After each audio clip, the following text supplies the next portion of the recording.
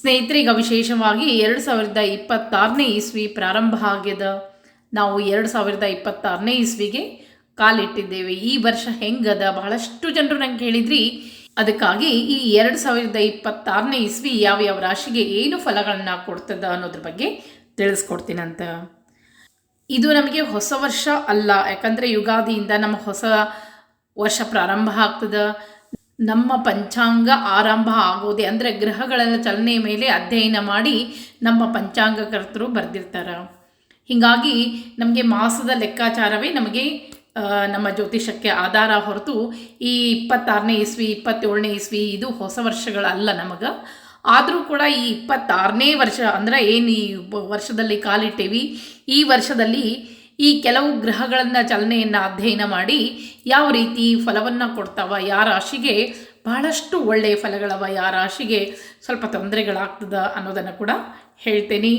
ನಮ್ಮ ಜೀವನದ ಮೇಲೆ ಈ ಗ್ರಹಗಳ ಏನು ಸ್ಥಾನ ಪಲ್ಲಟನ ಆಗಿರ್ಬೋದು, ಗ್ರಹಗಳ ಸ್ಥಾನ ಬದಲಾವಣೆ ನಮ್ಮ ಜೀವನ ಮೇಲೆ ಬಹಳಷ್ಟು ಪರಿಣಾಮವನ್ನು ಬೀರ್ತದೆ. ಅದರಲ್ಲಿ ಕೆಲವೊಂದು ಪ್ರಮುಖ ಗ್ರಹ ಅಂತ ಹೇಳ್ತೀವಿ, ಸೂರ್ಯ ಆಗಿರ್ಬೋದು, ಗುರು, ರಾಹು, ಕೇತುಗಳ ಸಂಚಾರವನ್ನು ಲೆಕ್ಕಾಚಾರ ಹಾಕಿ 2026ನೇ ಇಸ್ವಿ ಯಾವ ಫಲವನ್ನು ಕೊಡ್ತದೆ.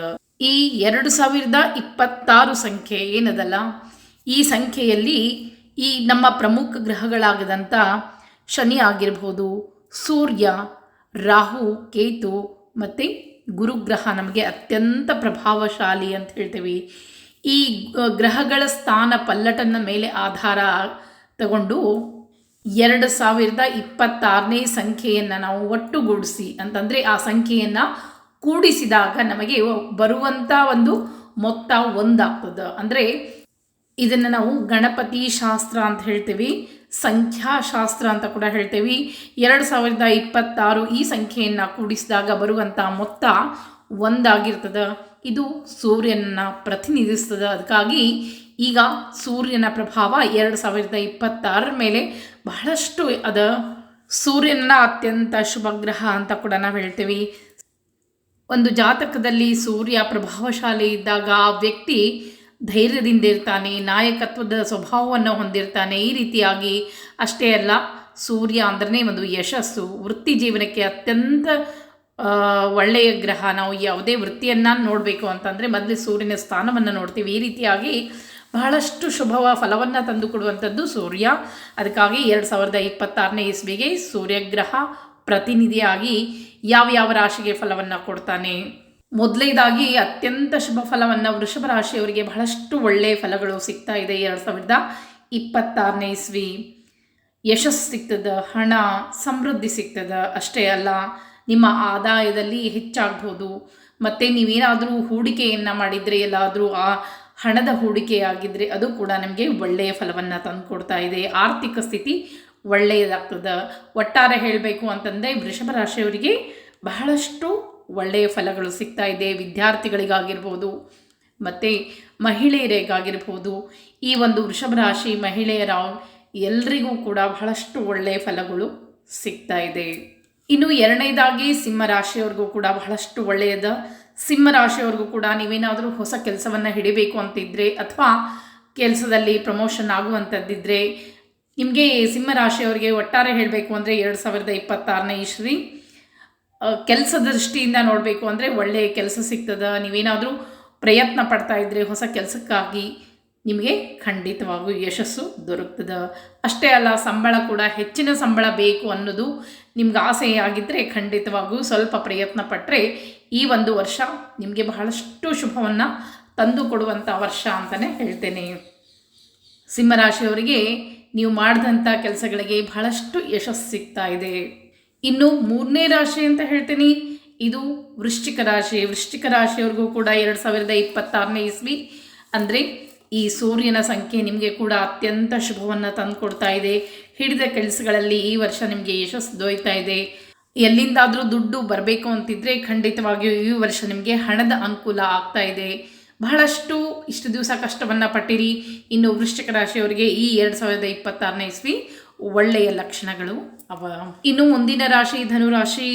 ಅಂದರೆ ಯಾವ್ಯಾವ ರಾಶಿಗೆ ಒಳ್ಳೆಯದ ಅದನ್ನ ಹೇಳಲಿಕ್ಕೆ ನಾನು ಮುಂದೆ ಧನುರಾಶಿಯವ್ರಿಗೂ ಕೂಡ ಈ 2026ನೇ ಇಸ್ವಿ ಭಾಳಷ್ಟು ಒಳ್ಳೆಯ ಫಲಗಳನ್ನು ಕೊಡ್ತಾ ಇದೆ.